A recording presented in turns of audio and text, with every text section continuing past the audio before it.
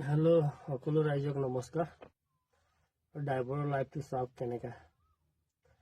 বেমাৰ আজাৰ হলেও মানে কি ৰৈ থাকিব সময় নাই। বেমাৰ হল বুলি ঘৰ থাকো তেতিয়াতো সন্তানকেইটাৰ পেটটো মাৰিবলগীয়া হৈ যায়।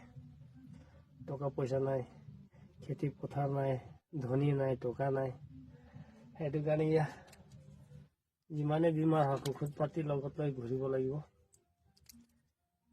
সেইটোকে খাই খাই কামটো কৰিব লাগে।